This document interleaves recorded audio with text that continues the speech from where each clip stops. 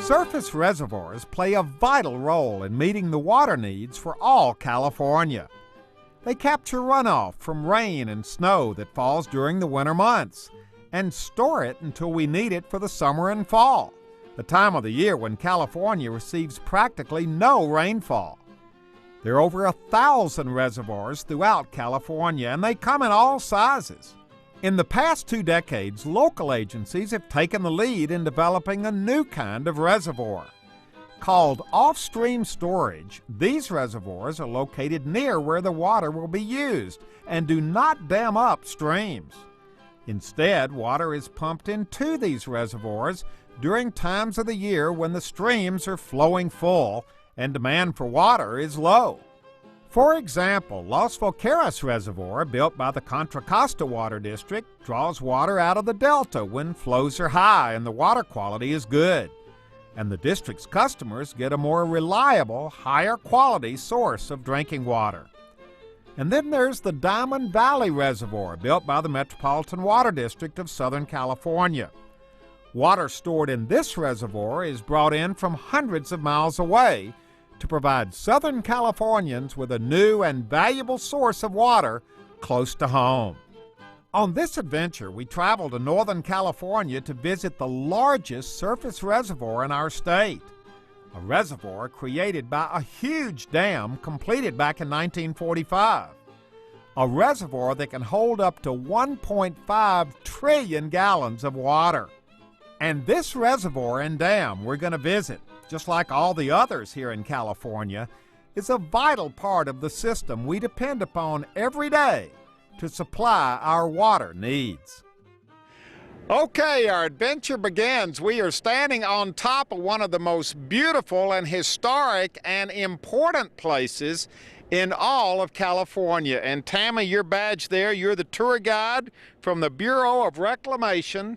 Tell everybody exactly where we are right now. We're at Shasta Dam, the second largest concrete dam in the country. The second largest, and what does that mean, largest? The tallest, the widest, the deepest? What do you mean? Yeah, when we gauge dams, we gauge them by the amount of concrete in them, and Shasta Dam is the second largest by mass, by volume of concrete. Okay, what's the first? The Great Grand Coulee Dam in Washington. The Coulee Dam in Washington. I would have thought maybe the Hoover Dam. Oh, that's what most people think. It is indeed the tallest, but not the largest. It's only about half the size of Shasta Dam. Okay, this is an absolutely beautiful dam built back in 1938 to 1945. Wow, this must have been a huge engineering undertaking to construct this thing. Right, Depression era right through World War II, before computers, so these guys did a lot of backbreaking work to build this huge dam. Okay, we're here to spend the day on the dam and around the dam, and when you talk about this dam, you have to obviously talk about water, and there's the Sacramento River right down there. There's some of the water we're talking about, but this is really what we're talking about over here. What are we looking at over here, Tammy? Well, that's Shasta Lake, which is the largest man-made lake or reservoir in the state of California, containing 4.5 million acre-feet of water. And there is beautiful Mount Shasta off in the distance. Yes. And here it is in June, and there's still a lot of snow up there. Right. Snowmelt actually only accounts for about 10% of our water storage here. 90% of this water is coming from rain. So we do have a little bit of snowmelt coming, but we've got a nice full lake right now because we've had plenty of rain. And this water is coming from which rivers? Well, we actually have 4 rivers feeding into the lake. The main ones would be the Pitt River, the Sacramento River, then Squaw Creek, and the McCloud River, all feeding into this reservoir. Into this reservoir right here. As it goes through the dam, it becomes the Sacramento River. Correct. All right, we're getting our geography all set up here. Jeff, you've been standing over here listening to all this. Did she set it up pretty good for us? I think she gave you a lot of good information. Let's all stand up here together so we're kind of the same height. Let us all know exactly how important this reservoir is, because she's already told us it's the largest man-made reservoir in California. it's also one of the most important, isn't it? It's important for a number of reasons, primarily water supply. It provides irrigation water, it provides urban water for millions of people, and of course it provides flood control that allows a lot of the development that you see downstream from here. So it's got an awful lot of enormous benefits to the state of California. Now, when you talk about water for human use, which humans in California are using this water? The CVP, which this is the keystone, Shasta is the keystone of the Central Valley Project, it delivers water all the way from here 500 miles south down to about Bakersfield. That's as far as it goes. We don't deliver water all the way to Los Angeles, although an interesting point, there is enough water in this reservoir right now to provide all the needs for Los Angeles for 1 year. That's how much water there is. And it's important for other reasons as well. And you can't look over here and really see what we're talking about, but there's something fishy going on over here. Well, there's what we call the temperature control device. A number of years ago, we were required to maintain a certain temperature in the Sacramento River from here about 50 miles downstream to Red Bluff for the salmon to be able to spawn in. And we did that by letting water out of the face of the dam in order to keep it cool enough for the fish. Well, let's go over and look at the face of the dam, because we're talking about, and boy, it's two totally different looks from one side to the other. Well, there's about 550 feet of water over here, and you're down to the river down there. So that's about how much water there is in the reservoir right now in terms of elevation. So now back to the story about getting the water from over here to over here for the fish. Well, what was happening is we had to let the water directly out into the river from the face of the dam rather than running it through the turbines which generate electricity. So with the help of some of our power customers, we constructed what was known as the temperature control device, and that allows us to selectively withdraw water from different levels of the reservoir and put it through the penstocks and continue to make electricity and provide cold water for the fish. It's like a big straw that goes from the top down to the bottom, and we can adjust it, and we can suck water from the coldest places in the reservoir and put it into the turbines to generate electricity. So this cold water is coming out of the reservoir and coming through these big pipes, which you call penstocks. That's correct. And each of those penstocks, by the way, is big enough for a school bus to go through, if you ever had the interest in that. But right now we're letting out about 9,000 cubic feet a second of water, which is enough water in one day for a city of 100,000 people. And we're not only moving the water downstream for use by people and other uses, we're making electricity. The CVP provides a lot of power for the state of California. CPB. CVP. CVP. The Central Valley Project. All right, I'm learning my letters as we go along. Yeah. And there is the place, that's the little, the house down there where the electricity is made. That's the generator house. That's the power plant, as we call it, and that's where we generate the electricity. We when we move water, one of the byproducts, of course, is hydropower. We do that at all of our reservoirs. Before we leave the top of the dam, we've come back over to this side of the dam. Number one, this is just such a magnificent, this is a picture postcard view of Mount Shasta with all the snow on it and this amazing beautiful clear water beneath us here.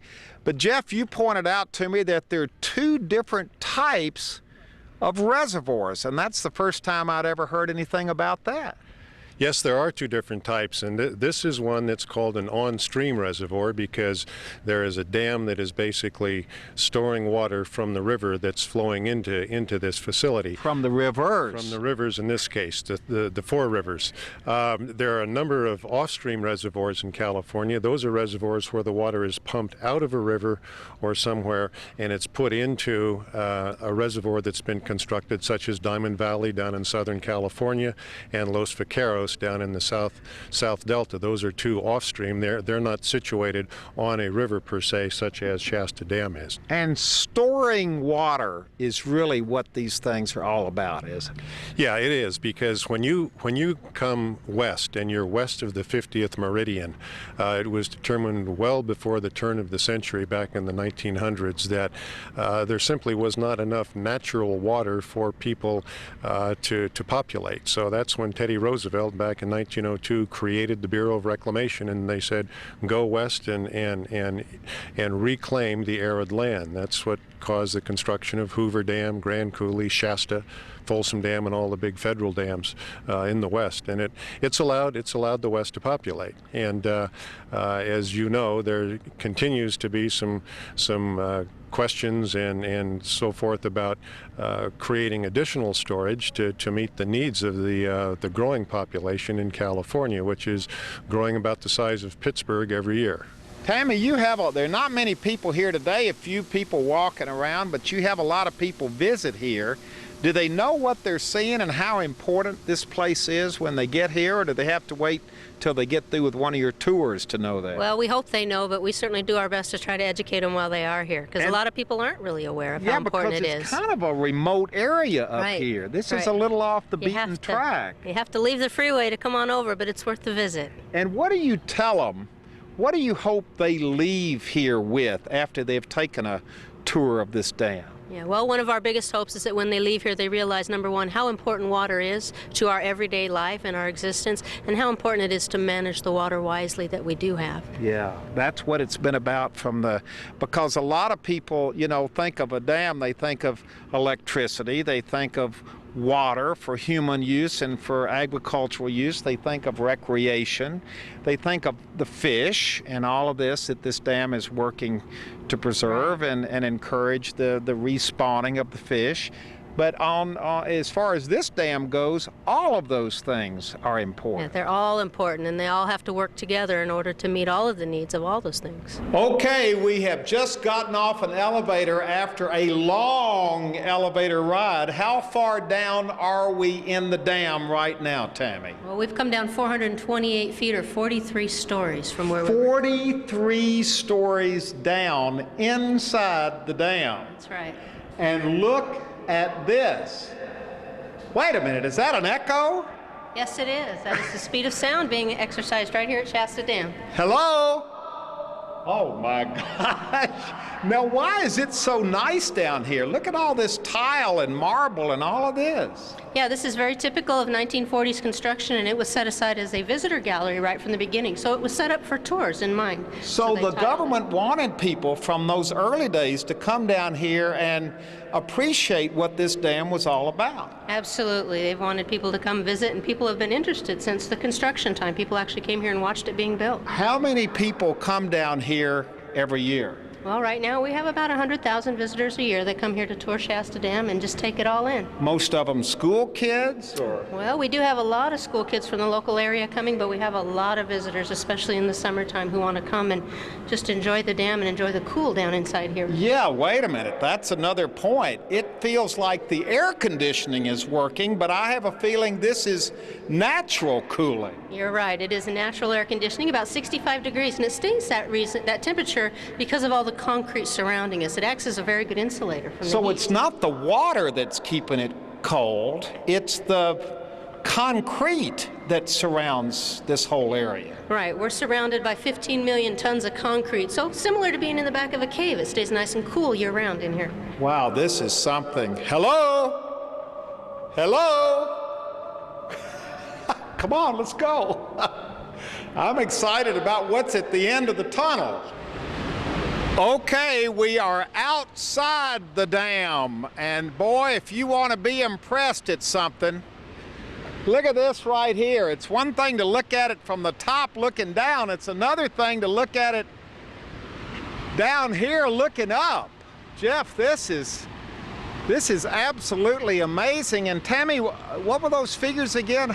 This is 43 stories from the top of the dam down here to where we are. It's 487 feet tall total, 375 feet across. And we just came down in an elevator all the way down through the middle of this dam. Yes, we did. Now, Jeff, I've seen videotape, I've seen film of water rushing over this dam. What's that all about? It's just kind of trickling out right now. Well, when we open up those 3 gates on the top and we let water out that way, this thing turns into really a sheet of white. It's really quite impressive, and that's what we do when we're doing flood control a lot of the times. But it's an amazing looking thing that people can really enjoy when we do that. We don't do that very often. We've only done it under normal circumstances. It's not coming over like that. No. Just under flood conditions. Usually just under flood conditions. The last time we did it was back in 1997. And it had been about 10 years before we did it before that. So what it did, it also created the world's largest man-made waterfall. There's more water coming down there from a waterfall than any place else. One thing that's interesting, this dam is almost as wide at the bottom as it is tall. It's about 50 feet taller than it is wide where we're standing now. So it's over 400 feet wide? Yeah, it's about almost 500 feet wide, 550 feet wide. See, these figures are a little overwhelming when you're standing here, and I imagine this just blows everybody away when they visit here. It does. Can you come down here when the water's rushing out over the top, or is it too dangerous? No, we'll let people come on down here, but like Jeff said, it doesn't happen that often. It's just under flood conditions. Yeah, boy, I'm gonna be looking for that, because boy, when you let the water off, to be standing right here, it'd be like standing under Niagara Falls. Yeah, this whole thing vibrates. I mean, you'd be getting soaked right here. It's quite an awesome sight. And that's probably more water than we realize right there. Yeah, it's an enormous amount, but when you let it out from the top, it's something that people never forget. One interesting other fact is, back when this dam was designed, the reason it's so wide at the base is it was designed to be even taller than it is. It was designed to be at least 100 feet higher. But they did not create it 100 feet higher due to they ran out of some of the stuff they needed to make it back during the war. So that's one of the things that this dam is designed. It could be raised by 100 feet. And in fact, we are looking at studying raising Shasta Dam, not by that much, but maybe by 16 feet as part of a Cal-Fed effort to look at storage here in California.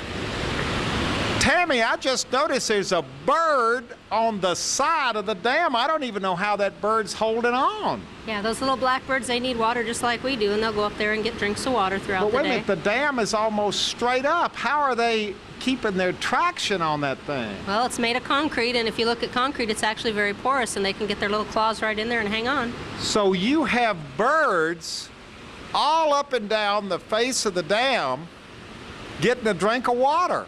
That's amazing. Right. The tourists notice that? Oh yeah, we pointed out if they don't, and this is a good time of day because you can really see them. Okay, we are inside the power plant, and boy, this is exactly what I would have expected to see and hear and smell, because it's got its own smell to it, doesn't it, Tammy? Yes, it does. Very electrical, very machine-like.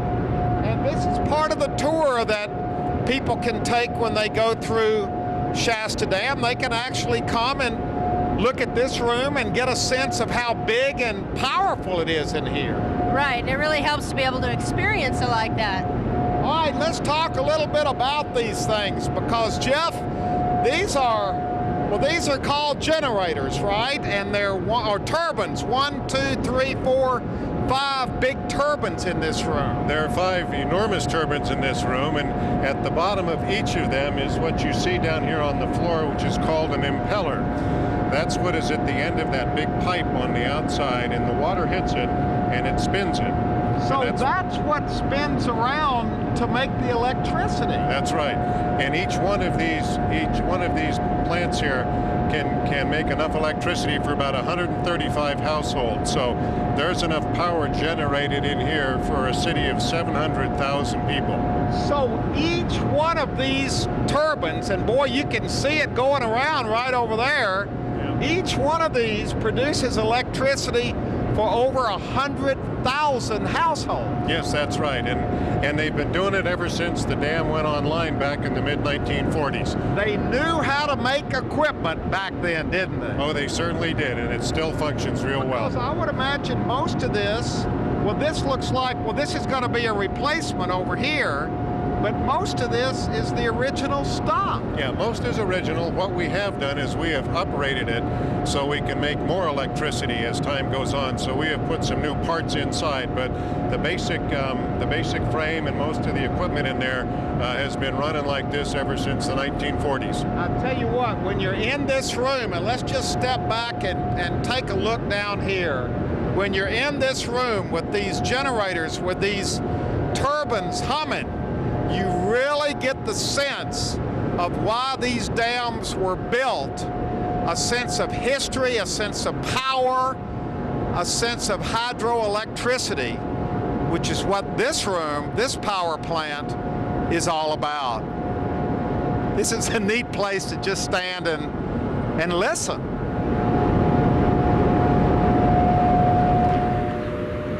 Boy, this really tells the story right here. Standing out this far from the dam and seeing the power plant there, and standing here and looking at this water, I'm remembering what you told me when we were standing on top of the dam, Tammy, and that was that 95% of this water comes from rain, not from snowpack. Right, 90% of the water storage comes from rain, so it's real critical that we watch those rains in the wintertime because that's our water source right there. What happens if you have a drought? Well, we can actually store water for a few years in here and get by for a few years of drought, but it's real critical, so we do need to watch that very carefully. So we've got rain in Shasta Dam. I visited with you at Folsom Dam, and that dam is 95% snowpack, 5% rain. That's right. It gets all its inflow from the Sierra snowpack that's just finished melting. Do you think most people, I've never heard these figures before. I assumed all this came from snowpack, not from rain. No, this reservoir is unique in that manner that it gets like Tammy said, 90% of the water that you see in here is from rainfall. Wow.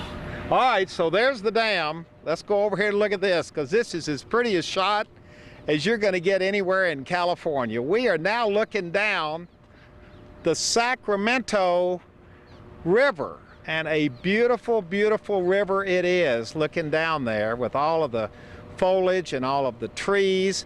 Now this is the river, and it stays the river all the way down?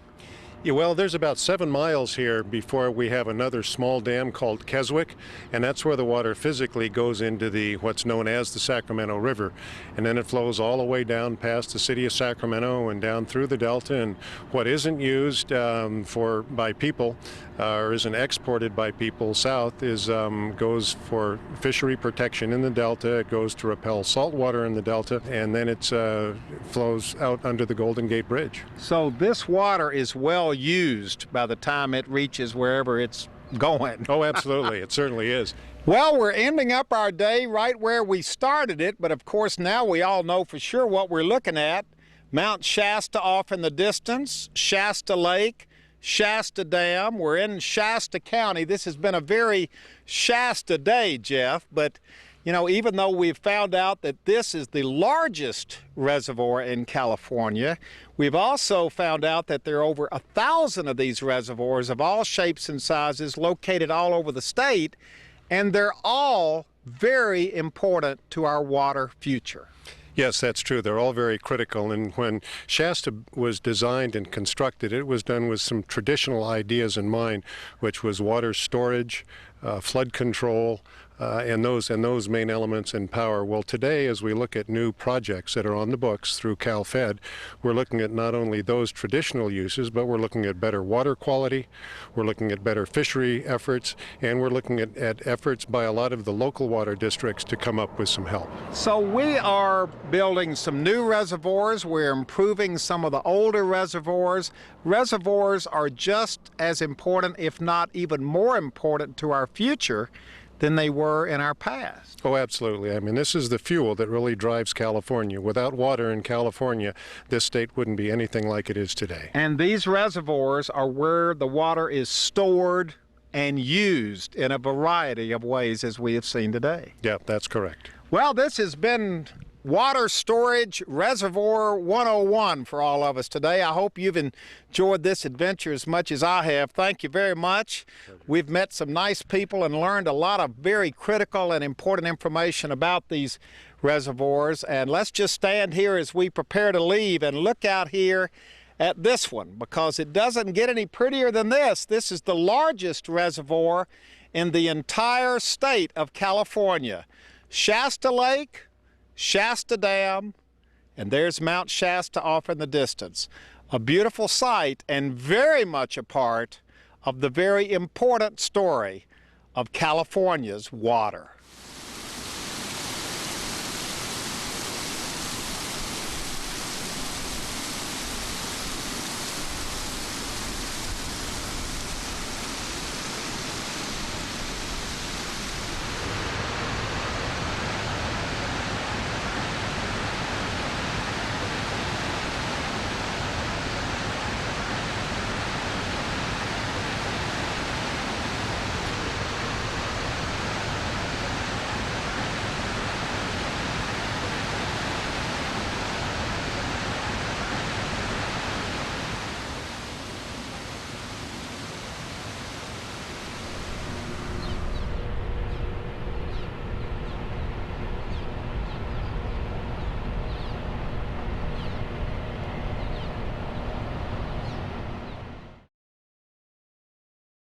Well, hello everybody, I'm Huell Howser, and I sure hope you enjoyed this adventure. It's all about the water. And if you'd like to go on this adventure again, share it with family or friends, or perhaps donate a copy to your local school or library. It's available on video cassette and on DVD. All you have to do is call 1-800-266-5727, and we'll be glad to send it to you right away.